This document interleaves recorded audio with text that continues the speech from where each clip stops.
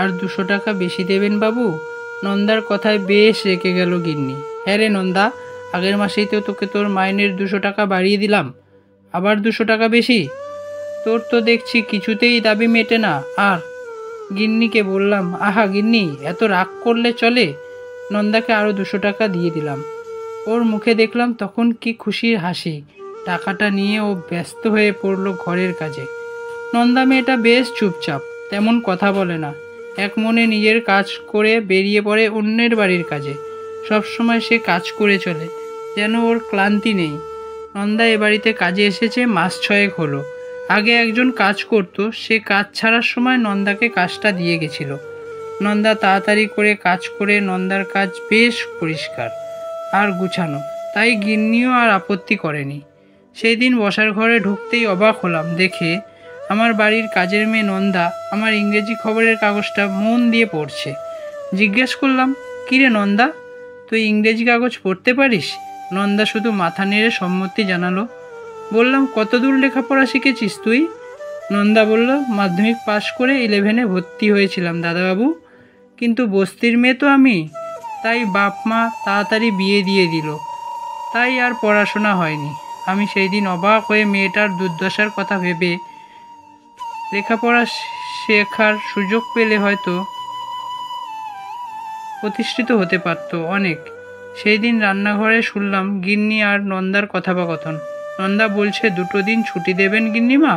গিন্নি বললেন, না না, এখন ছুটি দেওয়া যাবে না, আমার শরীর ভালো নেই, আসতেই হবে তোকে। নন্দা সেদিন মুখ ফুটে আর বলতে পারল না যে ছেলেটার পরীক্ষা শুরু হবে কয়দিন পর, তাই ছুটিটা চাইছিল সে। গিন্নি রান্নাঘর থেকে বেরোতেই বললাম, তোমার তো শরীর ঠিকই আছে, তাহলে ছুটিটা দিলে না কেন?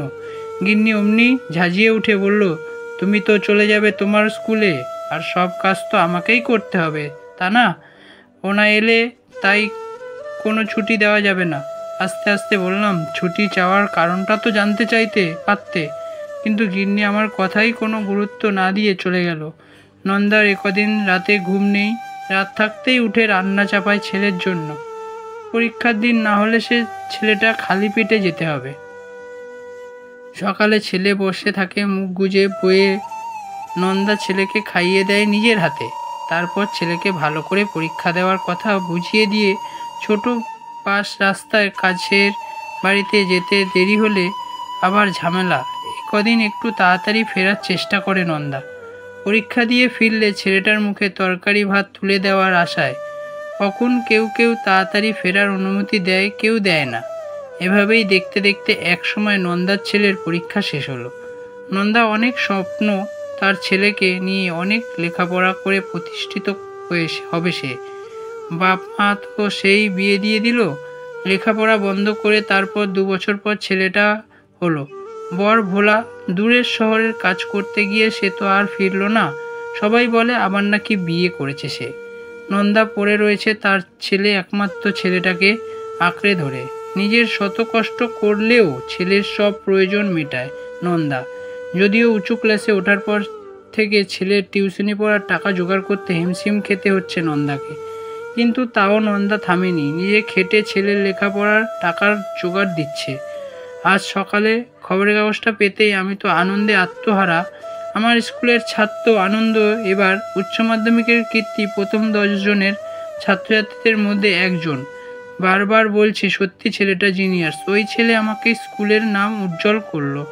আমি খুব খুশি আনন্দর শিক্ষক হিসাবে।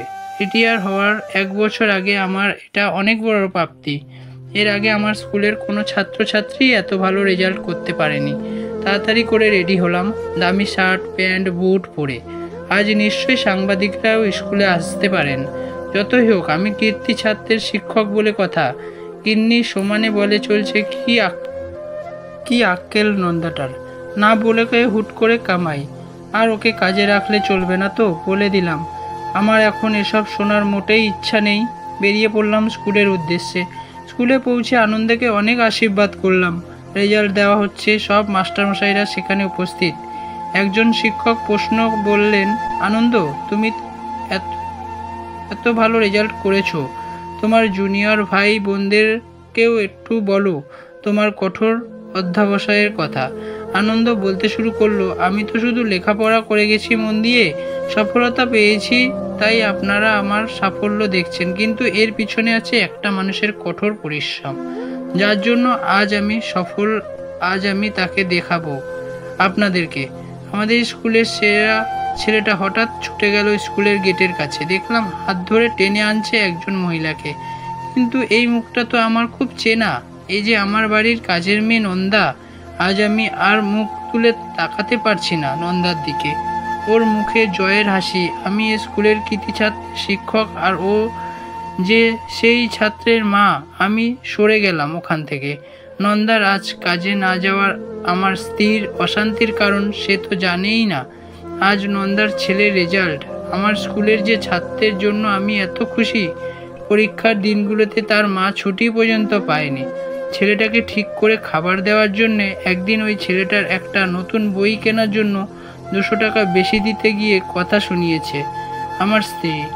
আসলে আমরা হয়তো ভাবতেই পারি না যে একটা কাজের মেয়ের সন্তান এত মেধাবী হতে পারে। বাস্তবেও কিন্তু এমন হয়।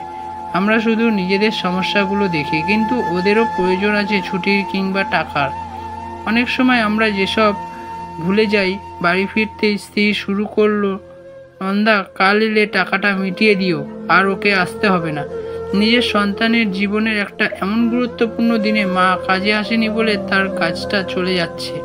পুরো ঘটনাটা জানলে হয়তো আমি এটাই করতাম, কিন্তু স্ত্রীকে পাশে বসিয়ে বললাম, তোমার ছেলে যদি পরীক্ষায় সেরা 10 জনের একজন হতো, তুমি কি ছেলের পাশে থাকতে না?